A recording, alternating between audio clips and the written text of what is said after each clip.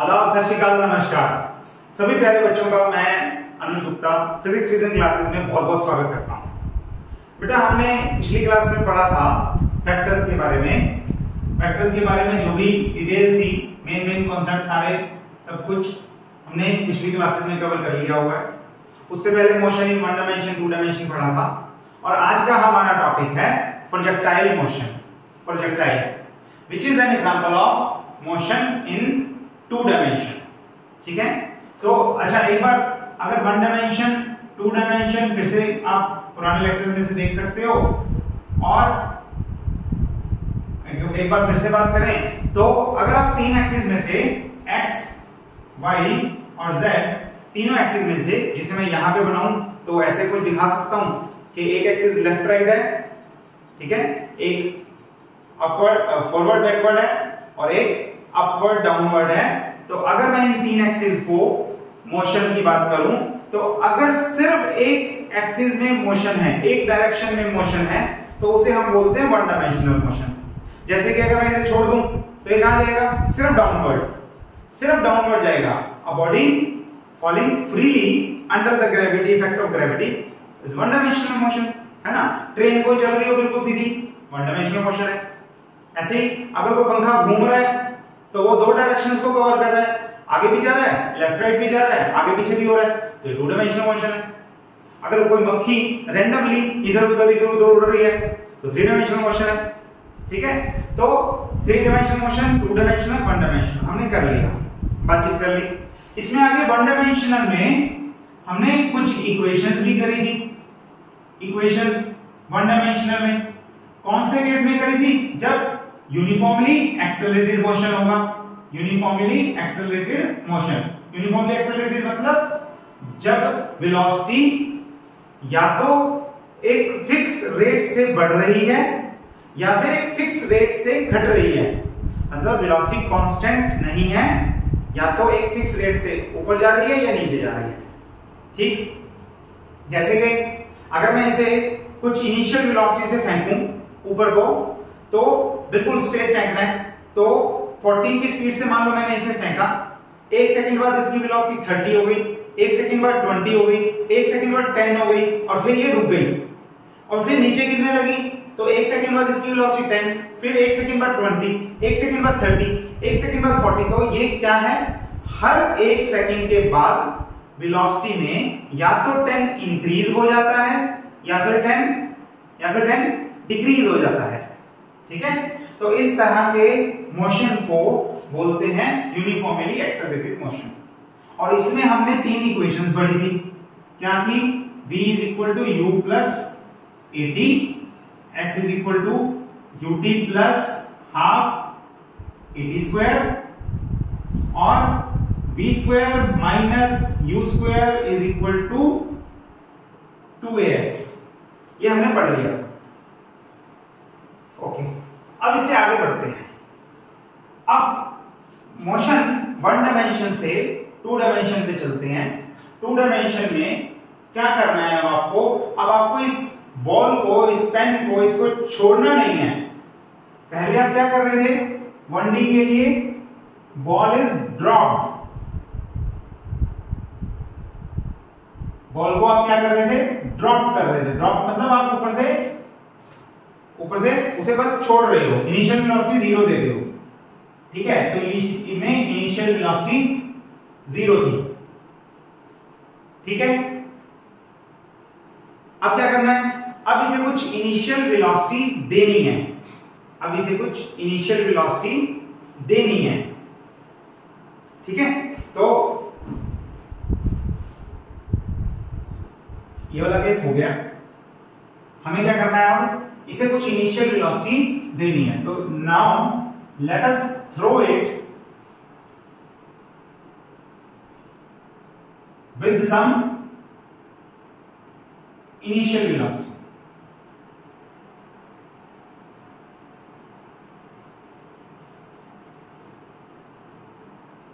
और वो काम तो ऊपर फेंकने के लिए भी हो सकता था। जब हम ऊपर फेंकते हैं तो भी फिक्स डायरेक्शन में हो सकता है।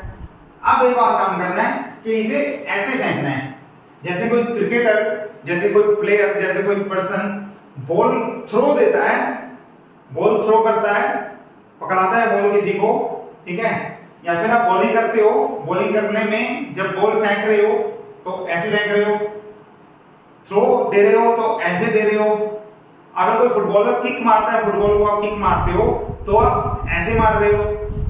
कैसे हो रहा है वो मोशन? वो मोशन कैसे हो रहा है? अगर आप ग्राउंड से कुछ ऊपर को फेंक रहे हो तो बॉल ऐसे जा रही है, ये भी एक केस है। तो क्या आपने थ्रो किया इसे विद सम इनिशियल वेलोसिटी, ठीक है। दूसरा केस क्या है? आपने ऊपर से बॉल फेंकी है नीचे या आगे को, ये भी एक केस है, ऐसे भी कर सकते हो, ठीक। दोनों में आप देखो, दोनों में आपने कुछ इनिशियल वेलोसिटी दी है, इसमें बिल्कुल हॉरिजॉन्टल ऐसे वेलोसिटी दी है, इसमें जो है ऊपर को वेलोसिटी दी है, लेकिन दोनों में एक बात बड़ी कॉमन है कि वो एक्स एक्सिस में भी कुछ कवर कर रहे हैं और वाई एक्सिस में भी कुछ कवर कर रहे हैं डिस्टेंस। वो दोनों एक्सिस में डिस्टेंस कवर कर रहे हैं, ठीक है। यानी कि उनका मोशन कैसा हो गया? जो आगे भी है, फॉरवर्ड भी है और ऊपर नीचे भी है, ऊपर भी जा रहा है नीचे भी आ रहा है। यानी कि ये जो मोशन है this is two dimensional motion, two dimensional motion. तो इस मोशन को अब हमें स्टडी करना है और उसमें हमारे पास है प्रोजेक्टाइल। प्रोजेक्टाइल में दो बातें खास आपको ध्यान रखनी है, that you need to throw it with some initial velocity. पहला हो गया, ड्रॉप नहीं करना, थ्रो करना है। प्रोजेक्टाइल का असल मीनिंग होता ही throw in the forward direction है। प्रोजेक्टाइल दो वर्ड से मिलकर बना है, प्रो लैटिन वर्ड है, इसका मतलब होता है फॉरवर्ड, ठीक है। फर्स्ट ऑफ इट्स काइंड भी होता है लेकिन फॉरवर्ड मीनिंग है यहां पे। और ये जेक्टाइल जो है वो जैकिर वर्ड से आता है, जैकिर वर्ड से, और इसका मतलब है थ्रो, टू थ्रो। इसका एक मतलब होता है फॉरवर्ड। तो अगर आप आगे को कुछ थ्रो कर रहे हो तो उसे बोलते हैं प्रोजेक्टाइल। आगे को कुछ थ्रो कर रहे हो तो उसे बोलते हैं प्रोजेक्टाइल। और ध्यान रहे कि थ्रो कर रहे हो, लॉन्च नहीं कर रहे। मतलब क्या है? आप में इसने विदाउट एनी इंजन आगे जा रहा है, ये विदाउट एनी इंजन, लॉन्च नहीं करना है, रॉकेट नहीं है, प्रोजेक्टाइल है, थ्रो करना है, ठीक है। और अच्छा, अगर सिर्फ इंजन नहीं है कोई तो कौन सी फोर्स काम कर रही है? सिर्फ एक फोर्स काम कर रही है, कौन सी? Under the effect of gravity only, under the effect of gravity. पढ़ा हुआ है? अच्छा है, सिंपल है। अलोन भी लिख देता हूं, ग्रेविटी अलोन, ग्रेविटी ओनली, मतलब किसी और फोर्स के इफेक्ट में, इन्फ्लुएंस में वो नहीं है, वो सिर्फ और सिर्फ किसके इफेक्ट में जा रहा है? ग्रेविटी में। मतलब जो भी फोर्स लगेगा वो डाउनवर्ड लगेगा, उसकी अगर स्पीड स्लो होगी तो डाउनवर्ड के लिए फोर्स की वजह से होगी, फास्ट होगी तो डाउनवर्ड फोर्स की वजह से होगी। आगे पीछे जाने में उसे कोई फोर्स नहीं लग रहा, कोई फोर्स मदद नहीं कर रहा। जो इनिशियल वेलोसिटी दे दी वो दे दी। कौन सी वेलोसिटी दी? यू वेलोसिटी दी, खत्म बात। कितने एंगल में फेंका? लेटस से थीटा एंगल में फेंका। वो थीटा चाहे कुछ भी हो, जीरो भी हो सकता है और कोई 0 से 90 के बीच में कोई और एंगल भी हो सकता है, या कोई भी एंगल हो सकता है। लेकिन काम कितना है? काम यही है कि सम इनिशियल वेलोसिटी के साथ, कुछ इनिशियल वेलोसिटी के साथ उसे फेंक दो और देखो कि कैसे उसका पाथ बदल रहा है, कैसा पाथ को फॉलो कर रहा है, ठीक है। तो अब हमने यही काम करना है, हमारा आपका टारगेट यही है। इस बॉडी को क्या बोलते हैं? प्रोजेक्टाइल। जिसे आप ऐसे थ्रो कर रहे हो उसे, मोशन को, उसे क्या बोलते हैं? प्रोजेक्टाइल। और जो पाथ ये फॉलो करता है, जो पाथ ये फॉलो करता है, उस पाथ को क्या बोलते हैं? ट्रेजेक्ट्री, उस पाथ को, उस रास्ते को जो इसने तय किया उसको क्या बोलेंगे? Trajectory of the projectile. तो अगर आप यहां देखो तो ये यहां से गया ऐसे, और ये जो पाथ इसने फॉलो किया, ये जो पाथ इसने फॉलो किया, इसको क्या बोलेंगे? Trajectory of the projectile. Simple है, आसानी से बात समझ में आने वाली है। प्रॉब्लम हो गई है, समझ में आ गई है कि क्या है? एक प्रोजेक्टाइल मोशन है, हमने किसी बॉडी को फेंका है, अब तक हम ड्रॉप कर रहे थे, अब फेंक रहे हैं। तो अब तक मोशन वन डायमेंशनल था, अब टू डायमेंशनल है। टू डायमेंशनल में हमें काम करना अभी सीखना है, अभी आता नहीं है, तो अब हम उस पे काम करने वाले हैं। कैसे करेंगे? ठीक हो गया? चलेगा काम? बढ़े आगे, देख लो, डाउट है कोई पूछ लो। तो अब इसे मैं एक बार फिर से बनाता हूं। मैंने यहां 2-3 डिफरेंट केसेस बना दिए, दो, ये वाला और ये वाला। फिलहाल हम शुरू में सबसे पहले जो है वो इसे पढ़ेंगे, ठीक है? Angular projection with the ground, ground के साथ ये थीटा एंगल पे फेंका है, तो कैसा बिहेव करेगा, क्या कुछ होगा इसके साथ, वो हमने देखना है, ठीक है? और अगर ये देख लिया, ये समझ में आ गया, तो अगले केसेस जो है वो भी आराम से समझ में आ जाएंगे। चल शुरू करते हैं, फिर काम शुरू करते हैं। ये यहां से ये इक्वेशन मैं इरेज नहीं कर रहा हूं, यूनिफॉर्मली एक्सेलरेटिंग मोशन की इक्वेशंस हैं वन डायमेंशनल में, इसे मैं लेकिन अभी इरेज नहीं कर रहा। क्यों नहीं कर रहा वो भी बताऊंगा, लेकिन अभी एक डायग्राम बना लेते हैं, प्यारा सा, छोटा सा, अच्छा सा डायग्राम बना लेते हैं कि ये एक एक्स एक्सिस है, ये ओरिजिन है, ये वाई एक्सिस है, यहां से आपने एक बॉडी को थ्रो किया और वो कुछ ऐसा पाथ ट्रेवल करते हुए बी पॉइंट पे चली गई। बी पॉइंट पे चली गई, ठीक है? कितने एंगल पे फेंका? अच्छा खासा एंगल दे दिया मैंने, तो थीटा एंगल पे फेंका, ठीक? कितनी इनिशियल वेलोसिटी? तो टेंजेंट बना लो, टेंजेंट बना लो, और ये हो गया u, तो इनिशियल वेलोसिटी हो गई u at an angle theta with the horizontal, u at an angle theta with the horizontal, ठीक है? मोशन कैसा होगा? जिसमें x एक्सिस भी है, y एक्सिस भी है। हमें कौन से मोशन को स्टडी करना आता है? वन डायमेंशनल मोशन को, ठीक है? अब मोशन कैसा है? टू डायमेंशनल है। टू डायमेंशन में मोशन टू डायमेंशनल है। टू डायमेंशन में एक तो डायमेंशन है एक्स एक्सिस और दूसरा डायमेंशन है वाई एक्सिस, वाई एक्सिस, ठीक है? तो अब हम क्या करने वाले हैं कि टू डायमेंशनल मोशन को सॉल्व करना क्योंकि मुश्किल है, तो टू डायमेंशनल की एक इक्वेशन लेने से अच्छा है वन डायमेंशन की दो इक्वेशंस बना लो, एक एक्स एक्सिस के अलाउंग और एक वाई एक्सिस के अलाउंग। सिंपल सी ट्रिक है, ठीक है? सिंपल सी ट्रिक है कि आप इसे क्या लिखो, आप इसे लिखो अलोंग एक्स एक्सिस भी और इसे अलोंग वाई एक्सिस भी। तो ये क्या हो जाएगा? ये हो जाएगा vx is equal to ux plus ax t। दूसरी इक्वेशन हो जाएगी sx को मैं x से लिख लेता हूं और इजी हो जाएगा, is equal to ux into T plus half ax into T square. और थर्ड इक्वेशन अगर जरूरत पड़े तो हम वैसे ही कर चुके हैं, लेकिन लिख लेता हूं एक बार, तो vx square minus ux square is equal to 2ax, और ये x के अलाउंग है। तो मैंने पैर में x लगा दिया, सभी के सबस्क्रिप्ट x यूज कर लिया। इसका मतलब है कि ये सारा का सारा मोशन x कंपोनेंट्स लेगा सभी वेरिएबल्स के, ठीक है? ओके, तो ऐसे y में करेंगे हम। y में भी मैं एक बार इक्वेशंस लिख रहा हूं, प्लस ay t, उसके बाद है s यानी कि y along y axis is equal to uy t plus half ay square और इसके बाद है vy square minus uy square is equal to 2ay into y।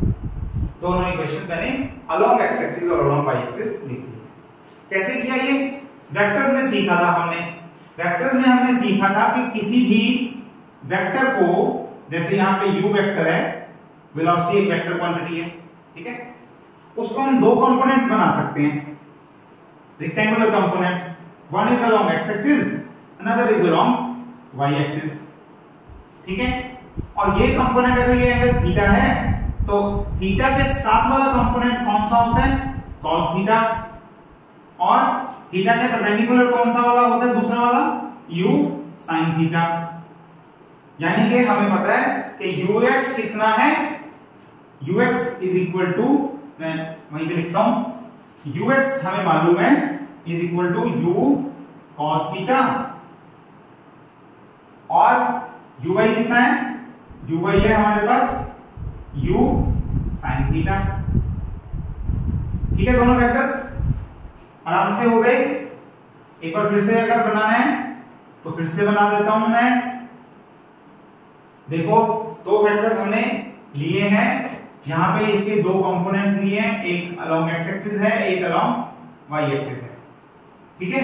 ऐसे अगर आप इस पॉइंट पे देखोगे तो ये दो कंपोनेंट जा रहे होंगे, एक कंपोनेंट इसे अलोंग एक्स एक्सिस लेके जा रहा है, एक इसे अलोंग वाई एक्सिस लेके जा रहा है। अगर आप यहां देखोगे तो ऐसे ही दो कंपोनेंट्स बना सकते हो, ऐसे ही यहां पे भी बना सकते हो। यहां पे भी एक कंपोनेंट इसे नीचे लेके आ रहा है, एक कंपोनेंट इसे आगे लेके जा रहा है, ठीक है। तो अलग अलग डायरेक्शन में हमने हर तरह से इसे दो कंपोनेंट्स में, दो रेक्टेंगुलर कंपोनेंट्स में डिवाइड किया, जो कि है cos थीटा और sin थीटा। जिस तरफ थीटा एंगल उस तरफ cos थीटा, दूसरी तरफ sin थीटा। ये हमने कर लिया, ठीक। अब काम आसान हो गया, दो बार करना पड़ेगा लेकिन आसान हो गया। ये इक्वेशंस हमें पता है, हमने x के अलोंग लिख ली, y के अलोंग लिख ली, और यहां से ये इक्वेशंस को सॉल्व करना बड़ा आसान है, और इन इक्वेशंस को भी सॉल्व करना, वही इक्वेशंस है, सॉल्व तो हो ही जाएंगी, ठीक है। अगर इन इक्वेशंस को आप ध्यान से देखोगे, एक बार इनकी भी बातचीत कर लेते हैं, थोड़ा क्विक रिवीजन हो जाएगा आपका, कि अगर आप इन इक्वेशंस को देखो तो तीन इक्वेशंस हैं, तीनों में a कॉमन है, a एक्सेलरेशन तीनों में है, यहां पे भी है, यहां पे भी है और यहां पे भी है, ठीक है। तो इक्वेशंस में एक्सेलरेशन तो कॉमन है। बाकी क्या है इसमें? कौन कौन है इसमें? v, u और t है। इसमें s, u और t है, और इसमें v, u और s है। यानी कि हर इक्वेशन में चार वेरिएबल हैं, चार में से एक सभी में कॉमन है, और बाकी तीन वेरिएबल उसमें अलग अलग हैं, और एक वेरिएबल मिसिंग है। जैसे कि इसमें s नहीं है, इसमें v नहीं है, और इसमें t नहीं है। तो अगर आपको कोई दो वेरिएबल मिल जाए, एक्सेलरेशन तो है ही है, अगर दो वेरिएबल और मिल गए, कोई भी दो और मिल गए, तो तीसरा वेरिएबल आप निकाल सकते हो कोई एक इक्वेशन यूज करके, और फोर्थ वेरिएबल निकाल सकते हो कोई दूसरी इक्वेशन यूज करके। जैसे मान लो मैंने u और v दे दिया, मान लो मैंने u और v दे दिया आपको, तो आप क्या करोगे? ये इक्वेशन यूज करके t निकाल लोगे, और ये इक्वेशन यूज करके थर्ड वाली s निकाल लोगे, है ना। तो अगर हमारे पास ये इक्वेशंस की समझ है तो हमने वो x एक्सिस और y एक्सिस में लगा लिया, और उसके बेसिस पे हम सारा काम आगे का कर रहे हैं। यहां तक देख लो, आराम से समझ में आ जाना चाहिए। कोई भी दिक्कत है अभी पूछ लो, कमेंट करके पूछ लो, मतलब जो भी होगा मैं रिप्लाई कर दूंगा साथ के साथ। और वैसे कोई दिक्कत है नहीं, थोड़ी सी प्रैक्टिस चाहिए। पिछले चैप्टर की वीडियोस देख लो, पिछले में इक्वेशंस ऑफ मोशन के प्रूफ देखने हैं, वो भी मिल जाएंगे आपको, तो आप आराम से उन्हें कर सकते हो। ठीक हो गया, सिंपल सा काम है। अब तो जिंदगी आसान हो गई है, अब तो दिक्कत ही कोई नहीं है। तो मैं क्या करता हूं, एक बार के लिए सारे इक्वेशंस इरेज कर रहा हूं, ठीक है। और अब हम इस पे काम करना शुरू करेंगे, ये देखते हुए कि कौन सी इक्वेशन हमें लगानी है। जो इक्वेशंस हमें चाहिए, जिस काम के लिए चाहिए, वही इक्वेशंस हम लगाएंगे और अपना आंसर निकालेंगे। और इन 3 इक्वेशंस को, जो कि सारी स्टोरी में हीरो का रोल प्ले कर रही हैं, यही है सारा करता धरता, सारा कुछ इन्हीं इक्वेशन से होना है। तो इन इक्वेशंस को हम यहां पे अपने पास संभाल के रखेंगे। और मैं इसे क्या करता हूं, यहां पे x y, क्योंकि वेलोसिटी के x और y कंपोनेंट हो सकता है, वेक्टर क्वांटिटी है। डिस्प्लेसमेंट का x और y कंपोनेंट हो सकता है, वेलोसिटी का x और y कंपोनेंट हो सकता है। तो मैं जिन जिन के कंपोनेंट्स हो सकते हैं उनके नीचे x और y दोनों लिख रहा हूं, ताकि हमें निशानी रहे कि x के टाइम पे x यूज करना है और y के टाइम पे y यूज करना है, ठीक है। और t तो t है, टाइम को कौन रोक पाया, टाइम को कौन बदल पाया, टाइम को किसी x किसी y से कोई फर्क नहीं पड़ता, स्केलर क्वांटिटी है, ये ऐसे ही रहेगा, टाइम उतना ही रहेगा, चाहे x में जाओ चाहे y में जाओ, वैसे ही काम करेगा ये। यहां तक पहुंच गए हम, ठीक है। तो अब आपके पास काम आसान है। आपको इनिशियल वेलोसिटी देखते हैं। सबसे पहले इनिशियल वेलोसिटी हमने देखी कि u से हमने फेंका है और उसके 2 कंपोनेंट्स बन सकते हैं, और उन 2 कंपोनेंट्स का नाम है ux और uy। और uy की वैल्यू हमने निकाल ली, कितनी है, u sin थीटा। और ux की वैल्यू हमने निकाल ली, कितनी है, u cos थीटा, ठीक है। अगला वेरिएबल देखो, u मिल गया, एक तो हो गया, u हमें मिल गया, ओके। अगला देखो v अलोंग x एक्सिस हमें नहीं पता, अलोंग y एक्सिस हमें नहीं पता, निकालना है। उससे अगला देखें तो a अलोंग x एक्सिस कितना होगा, देखो a अलोंग x एक्सिस, मैंने क्या बोला डेफिनेशन में ही, the projectile is moving under the effect of gravity only. Gravity मतलब सिर्फ y पे फोर्स लग रहा है, y पे डाउनवर्ड, ठीक है। तो अगर आप एक्सेलरेशन अलोंग y पूछोगे तो वो है g, प्लस g या माइनस g। तो ऊपर जाते हुए वेलोसिटी को वो कम करता है और नीचे आते हुए वो वेलोसिटी को बढ़ाता है। तो आप ऐसा लिख लो कि इसको a पॉइंट हमने नाम दे दिया, और अप टू OA, अगर आप OA तक जा रहे हो तो ये है माइनस g, और अगर आप OA से आगे जा रहे हो A से B तक, A से B तक, तो ये है प्लस g, ठीक है। ऐसे लिख सकते हैं। पर AX तो है ही नहीं, क्यों नहीं है, कोई फोर्स ही नहीं लग रहा, कोई भी इंजन तो है नहीं। अगर इंजन नहीं है तो कोई भी ऐसा एक्सेलरेशन नहीं है जो उसे आगे लेके जाए। तो इससे क्या हो रहा है, horizontal velocity through out the motion उतनी ही है। अगर हम एयर रेजिस्टेंस को नेग्लेक्ट कर दें, एयर रेजिस्टेंस कुछ काटेगी, कुछ वैल्यू को कम करेगी, ठीक है, वो मानते हैं, लेकिन अगर हम एयर रेजिस्टेंस को अगर हम नेग्लेक्ट कर दें, नेग्लेक्टिंग एयर रेजिस्टेंस, ये नहीं लेनी हमने, इसको नहीं लेंगे तो कोई भी फोर्स उसे आगे ना लेके जा रही ना उसे पीछे लेके आ रही, तो कोई भी एक्सेलरेशन नहीं है, वेलोसिटी जितनी है एक्स एक्सिस के अलोंग थ्रू वो उतनी ही रहेगी।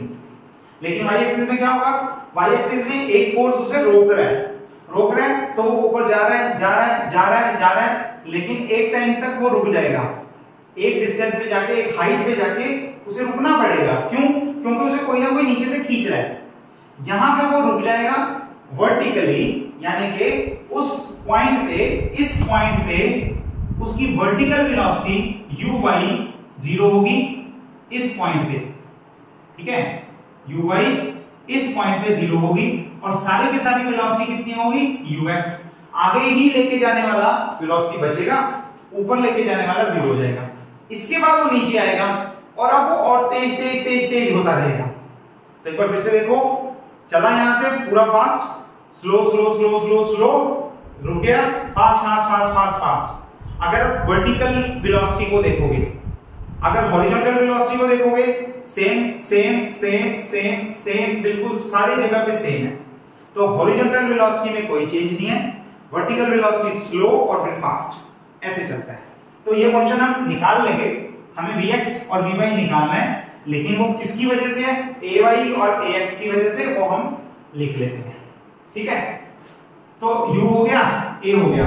अच्छा, फिर t, और t तो t है, t ना तो x का है ना y का है। हाँ, ऐसे आप जरूर ले सकते हो दो टाइम में डिवाइड करके इसे, कि टाइम ऊपर जाने का और टाइम नीचे आने का।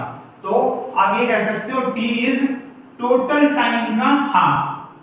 आधा टाइम ऊपर जाने में लगता है, आधा टाइम नीचे आने में लगता है। ऊपर वाले को बोलते हैं टाइम ऑफ असेंट, नीचे वाले को बोलते हैं टाइम ऑफ डिसेंट, दोनों ले सकते हो आप। ठीक है, पर हमें निकालना है, वो भी हमें नहीं पता। और क्या नहीं पता, डिस्प्लेसमेंट नहीं पता। तो हमें एस एक्स भी नहीं मालूम है और एस वाई भी नहीं मालूम है। ठीक है, तो पहले तो इन दोनों में रिलेशन देखेंगे, एक्स और वाई। अगर एस एक्स को मैं एक्स मान लूं और इसको वाई मान लूं, तो पहले तो इन दोनों में रिलेशन देखेंगे एक्स और वाई में कि क्या है। जो एक्स और वाई की इक्वेशन होगी वो हमें क्या देगी, इसकी trajectory. y as a function of x will give us the trajectory। वो बताएगा कि हर पॉइंट पे x के हर वैल्यू के लिए y की कितनी वैल्यू है, वो बताएगा कि प्रोजेक्टाइल कहां पे है, कौन से टाइम पे कहां पे है, उसका पूरा पाथ बता देगा वो। तो एक तो ये निकालना है, और क्या निकालना है, और एक्स वाई हो गया, वेलोसिटी हो गया, टाइम हो गया, निकालनी है तीन चीजें। और अच्छा, एक और चीज कि एक्स एक्सिस में देखो हमारे लिए इंपॉर्टेंट क्या है, एक्स एक्सिस में कौन सी डिस्टेंस इंपॉर्टेंट है हमारे लिए। एक्स में सबसे इंपॉर्टेंट डिस्टेंस है ओबी, फारदेस्ट पॉइंट, सबसे दूर वाला पॉइंट कौन सा है, वो पूरा एक्स को बताता है। ठीक है, और वाई में कितना, कौन इंपॉर्टेंट है हमारे लिए वाई में, यस, यहां पे मैं सी पॉइंट दे देता हूं या डी पॉइंट नाम दे लेता हूं। तो ये वाई में क्या इंपॉर्टेंट है हमारे लिए, y इज इक्वल टू नहीं है, y में इंपॉर्टेंट क्या है, dA। तो हम जब y में देखेंगे तो हम देखेंगे उसकी हाइट कितनी है, हाइट कितनी हाइट तक वो जा रहा है। और जब x में देखेंगे तो हम देखेंगे रेंज कितनी है, कितनी दूर तक वो जा रहा है। तो कितनी हाइट तक जा रहा है और कितनी दूर तक जा रहा है, ये दो डिस्टेंसेस हमारे लिए इंपॉर्टेंट है। तो प्रोजेक्टाइल मोशन में आप ये दो डिस्टेंसेस भी देखोगे।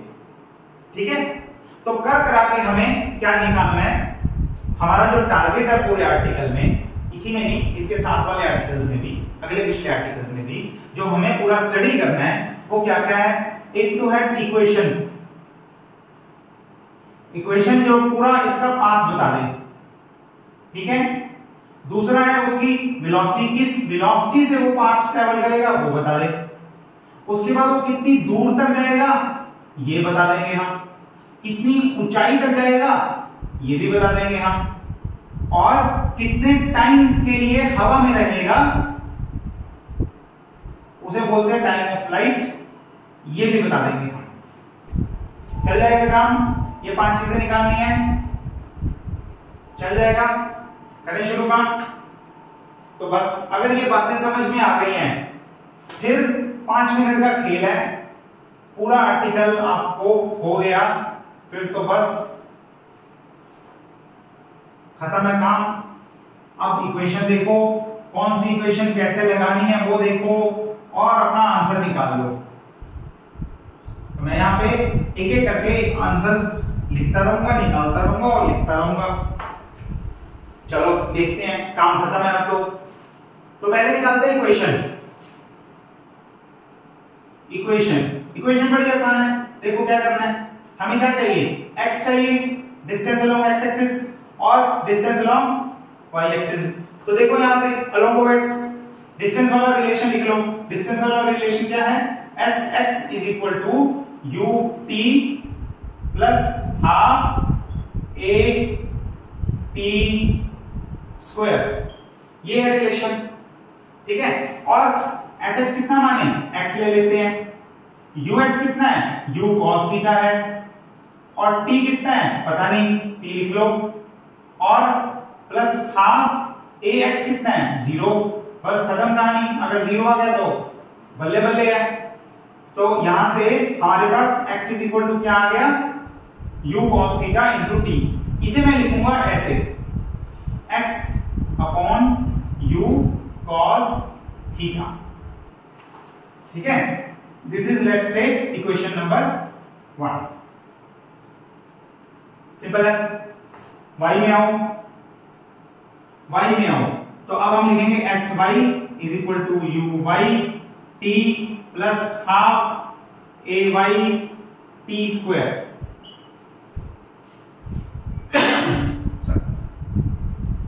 ठीक है, एस वाई कितना लें, वाई ले लेते हैं, यू वाई कितना है, यू साइन थीटा, टी कितना है, इक्वेशन 1 यूज कर लो, टी कितना है, इक्वेशन 1 यूज कर लो, x upon u cos theta.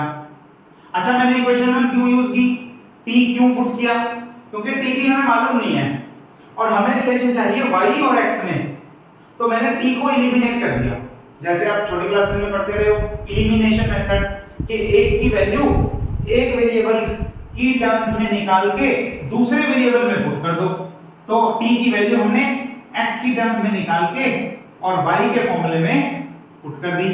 तो इससे क्या हो गया, इससे y और x में रिलेशन आ जाएगा। ओके, सिंपल है। तो ay कितना है, ऊपर जा रहा है, माइनस जी ले लेते हैं पहले वाला मोशन स्टार्टिंग पॉइंट से, और t कितना है, x upon u cos theta का स्क्वायर। चलो, u से u कट गया, और sin theta upon cos theta कितना हुआ, tan थीटा हुआ, तो ये हो गया x tan थीटा, और ये हो गया माइनस बाहर 1/2 g के साथ में मैं लिख देता हूं u square cos square theta, ध्यान से देख लेना, और x स्क्वायर बाहर। तो मैंने ये u square cos square theta यहां लिख दिया और x स्क्वायर बाहर लिख दिया, और ब्रैकेट इस ब्रैकेट के अंदर ले गया मैं इसे। ठीक है, ये क्या आ गया हमारे पास, ये आ गया हमारे पास y और x में रिलेशन, y और x की इक्वेशन, इसे बोलते हैं ट्रेजेक्टरी। ये आ गई हमारे पास y और x की इक्वेशन। ठीक है, सिंपल है, कोई मुश्किल वाली बात नहीं है, आराम से समझ में आती है चीज। अच्छा, ये पहली जो इक्वेशन निकली, ये हमारा पहला टारगेट था, इक्वेशन निकालने की, निकाल ली, अच्छे से निकाल ली, हो गया। अब देखो इसमें क्या करना है, किस तरह की फॉर्म है, फॉर्म किस तरह की है, शेप कैसी होगी। तो अगर आप इसे ध्यान से देखो तो ये y directly proportional to x square है। तो मैं आपको एक टर्म बता देता हूं, वो होती है पैराबोला। अगर आपने नहीं पढ़ी है अभी तक तो अब देख लो। पैराबोला क्या होता है, एक शेप होती है, जैसे हम स्ट्रेट लाइन बनाते हैं ना, तो स्ट्रेट लाइन बनाते हैं, मैं x और y का ग्राफ बना रहा हूं, तो यहाँ पे x है, यहाँ पे y है, ये लाइन जो है बिल्कुल सीधी है, तो मैं इसे स्ट्रेट लाइन बोलूंगा। और ये कब होगी, जब y की भी पावर 1 और x की भी पावर 1, इक्वेशन जो है उसमें मैं ये भी लिख देता हूं, x की भी पावर 1 है, y की भी पावर 1 है, तो इन दोनों में रिलेशन जो है वो लीनियर है और ये स्ट्रेट लाइन बनेगा। लेकिन जब y की पावर 1 हो और x की पावर 2 हो, तब क्या होगा, तब बनता है पैराबोला। ठीक है, तब बनता है पैराबोला। और ये किस तरह का पैराबोला है, ये अपवर्ड पैराबोला है, तब ग्राफ ऐसे बनेगा। ठीक है, थोड़ा अच्छा बना लेंगे यहां से, तब ग्राफ ऐसा बनेगा। इसी में आप मैथ्स में आप सारा कुछ पढ़ लोगे, मैं सिर्फ यहां की स्टोरी बता रहा हूं। तो यहां पे अगर आप y is directly proportional to x square देखोगे तो वो कुछ इस तरह का पैराबोला आएगा। ठीक है, लेकिन यहां पे x स्क्वायर नहीं है, माइनस x स्क्वायर है।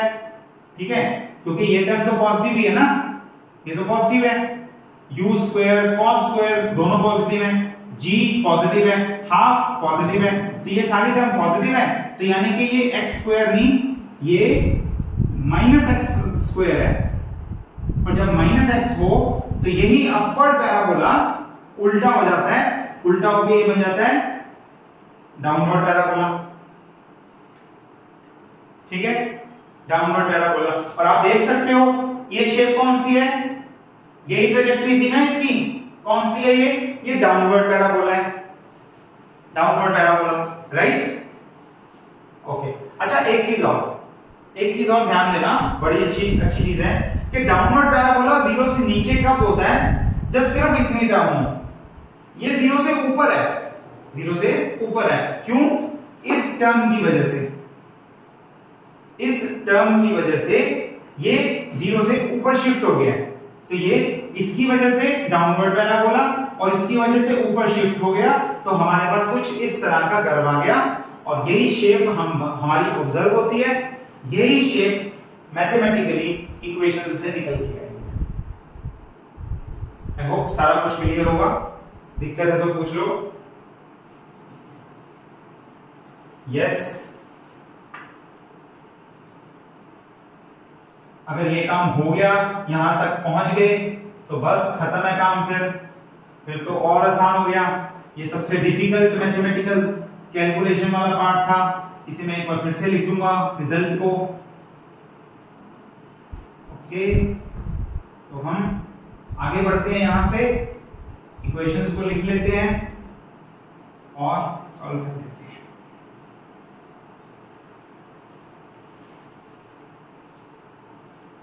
चलिए, तो पहला पार्ट आ गया हमारा इक्वेशन, और इक्वेशन में हमने क्या लिखा, y is equal to x tan theta minus half g upon u square cos square theta into x square. First part हो गया। अब हमें सेकंड पार्ट निकालना है। Let us go for time of flight. Time of flight capital T से लिखेंगे, नाम से क्लियर है। टाइम ऑफ फ्लाइट क्या होगा, जितने टाइम के लिए उसने फ्लाई किया वो टाइम होगा टाइम ऑफ फ्लाइट। जितने टाइम के लिए वो हवा में रहा, है ना, कितने टाइम के लिए हवा में रहा, ओ से लेके बी तक वो हवा में रहा। ठीक हो गया, कोई दिक्कत वाली बात नहीं। अच्छा, इसमें दो मोशन है, ये किस किस के इक्वल है, एक तो जो ऊपर जाने में टाइम लगा, जो ऊपर जाने में टाइम लगा उसे बोलते हैं टाइम ऑफ असेंट, और फिर नीचे आने में भी टाइम लगा उसे बोलते हैं टाइम ऑफ डिसेंट। ऊपर जाने में टाइम लगा और नीचे आने में भी टाइम लगा, दोनों में इक्वल टाइम लगा तो स्मॉल टी मान लो। तो ये भी हमें एक रिलेशन मिल गया कि कितना है, टी टाइम ऊपर जाने में, टी टाइम नीचे आने में।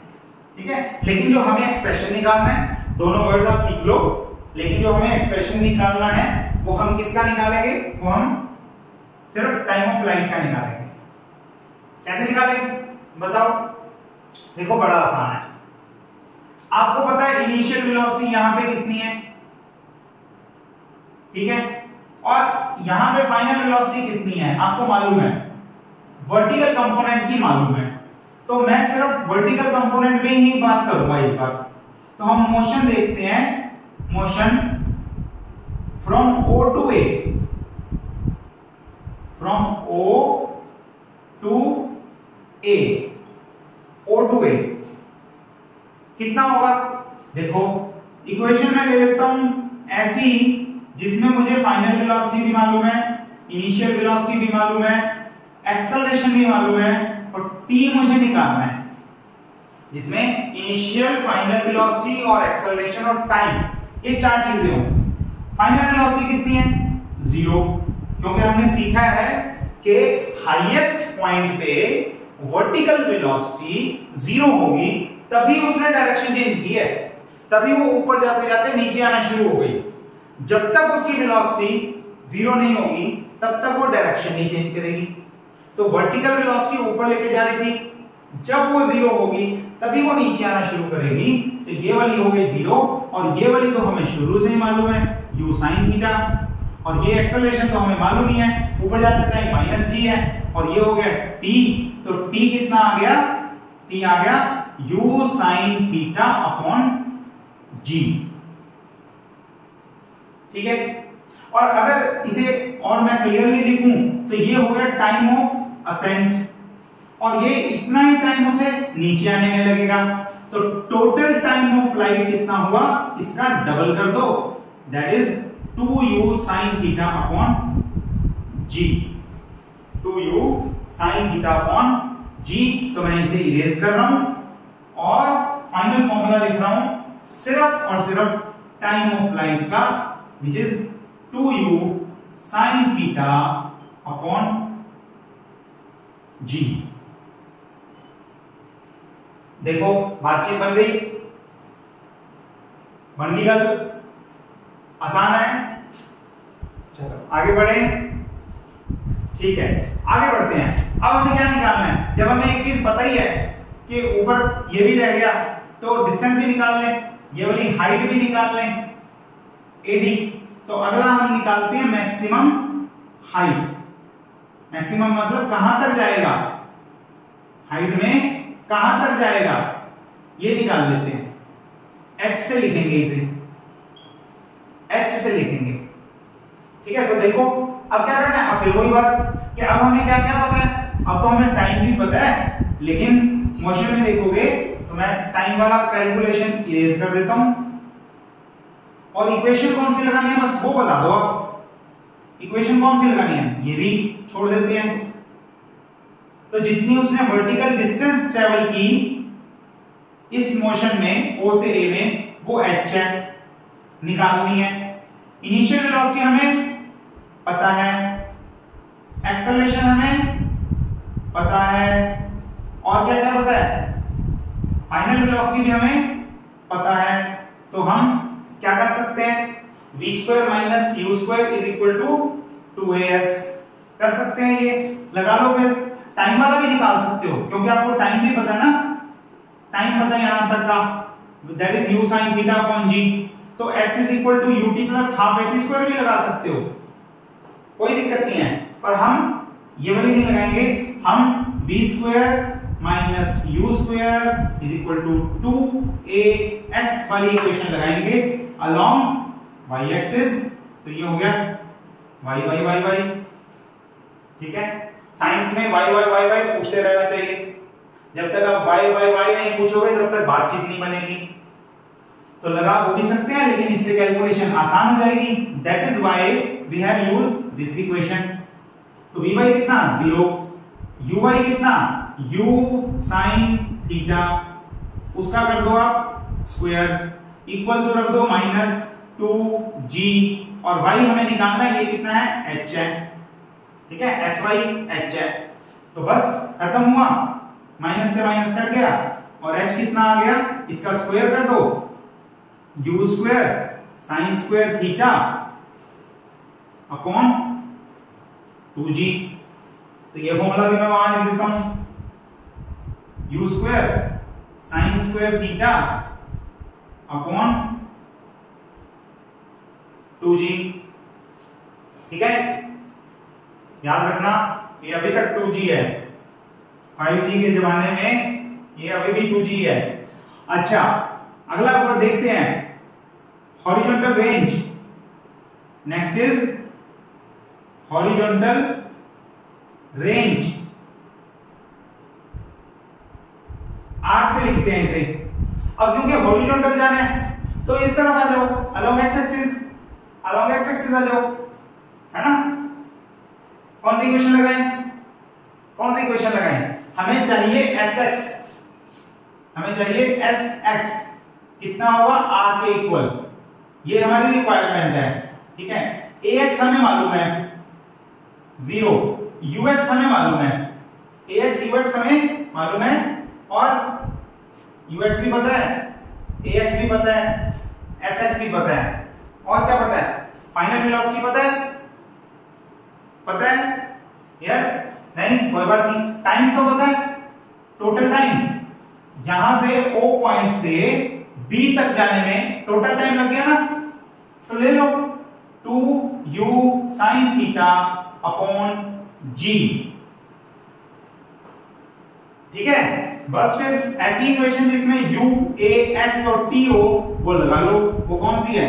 sx is equal to ux t plus half ax t square. ठीक है, ax तो 0 है तो ये तो हो गया 0। ux कितना है? ux है u cos थीटा, और t कितना है? Total time. तो r कितना हुआ? u cos थीटा को आप टोटल टाइम से यानी कि 2u sin theta upon g से मल्टीप्लाई कर दो। ठीक है, तो कितना आएगा? u इंटू u स्क्वायर, और ब्रैकेट में मैं लिखता हूं 2 sin थीटा cos थीटा। जो भी पढ़े लिखे बच्चे हैं +1 में ट्रिग्नोमेट्री जिन्होंने बेसिक पढ़ ली हुई है उन्हें मालूम है ये क्या बन गया? 2 sin थीटा cos थीटा क्या बन गया? sin 2 theta. sin 2 थीटा का फॉर्मूला क्या है? sin 2 theta is 2 sin theta into cos theta, है ना? तो वो लगा दो। वो लगा के ये क्या बन गया? ये बन गया sin 2 थीटा। तो मैं ये 2 को यहां से काट के यहां पे लगा देता हूं, और ये cos थीटा को मैं यहां से मिटा देता हूं। तो फाइनल फॉर्मूला हमारे पास क्या आया?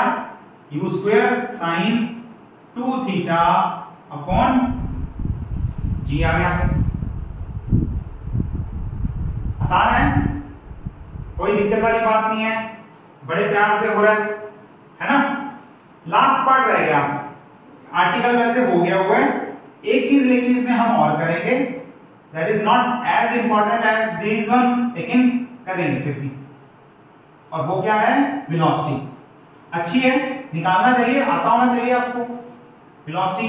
लेकिन ये इक्वेशन, ये फॉर्मूले तो हर टाइम पे याद ही हो ना, इसमें तो कोई आप हमला कर ही नहीं सकते, कोई छेड़खानी नहीं, कोई इधर उधर नहीं। भूलोगे पेपर में मार्क्स कट जाएंगे, क्योंकि ये पूछे ही जाने हैं, ये तो आने ही हैं। जो भी आएगा इनमें से कुछ ना कुछ आ ही जाता है। ये तीनों फॉर्मूले आपको हर टाइम पे याद होने चाहिए और अच्छे से आते भी होने चाहिए करने। ठीक है, तो चल, तो अब लास्ट फॉर्मूला, लास्ट पार्ट हमें निकालना है वेलोसिटी का, कि किसी भी मूवमेंट पे वेलोसिटी कितनी है। और वेलोसिटी हम अब अलोंग एक्स एक्सिस या अलोंग वाई एक्सिस की बात नहीं कर रहे, प्रोजेक्टाइल की वेलोसिटी, टोटल वेलोसिटी की बात कर रहे हैं। तो ये देखो यहां पे भी x निकाल लो, that will be ux plus ax t। ax 0 है, ये फैक्टर चला गया, तो vx कितना हो गया? vx हो गया u cos थीटा। vx तो निकल गया, बड़ा आसान था। ठीक है, ऐसे vy कर लो, vy is equal to uy plus ay t। तो vy कितना हो गया?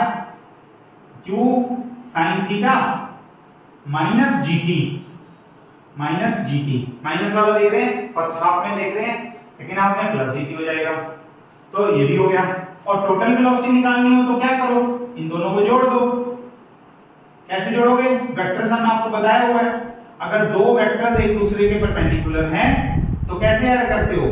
अगर ये नेट वेलोसिटी है, ये उसका vx कंपोनेंट है और ये उसका vy कंपोनेंट है, तो आपने पढ़ा हुआ है if a and b are perpendicular to each other, r is equal to given by a square plus b square plus 2ab cos theta। cos theta कितना है? cos 90, और 90 होता है 0, तो ये हो गया 0 और ये फैक्टर बच गया। ठीक है, वही लिखा है हमने vx square plus vy square, simple है। और vx square plus vy square put कर दो तो v आ जाएगा, that will be equal to u cos theta का whole square plus u sin theta minus g t का होल स्क्वायर। ओके, सिंपल है। और फिर आप इसका स्क्वायर करोगे और एक्सपेंड करोगे तो ये होगा U square cos square theta. अगला लगेगा formula a minus B whole square, that will be U square sine square theta plus b square मतलब g square t square minus 2ab minus 2u sine theta into G T. ये आ जाएगा। एक factor simplify हो सकता है, वो है ये वाला cos square theta plus sin square theta 1 होता है, तो ये हो जाएगा u स्क्वायर। तो इसे मैं एक बार फिर से लिख देता हूं v को। बस ये एक्सप्रेशन याद रखने की ज्यादा जरूरत नहीं है, ठीक है। और वैसे भी ये बदल जाता है, जब प्लस का साइन लगेगा तो यहां प्लस आ जाएगा अगले क्वेश्चन में, और u sin theta into gt। लेकिन ठीक है, आपको आता होना चाहिए कि वेलोसिटी निकालनी कैसे है, ठीक है। यही वाला एक्सप्रेशन हमने वेक्टर वाला यूज किया है, इसी को यूज करके आप आराम से अपना आंसर निकाल सकते हो। मैं इसे यहां से ठीक हो गया, दैट कंप्लीट्स योर पार्ट। अच्छा, इसमें एक और चीज है, अगर मान लो आप डायरेक्शन देखना चाहते हो तो इसी वेक्टर में डायरेक्शन कैसे देखते हो? ये वेक्टर बना दिया मैंने, ये vx है, ये vy है और ये रिजल्टेंट v है। तो इसमें डायरेक्शन कैसे देखते हो? ये वाला एंगल कैसे देखते हो? बीटा।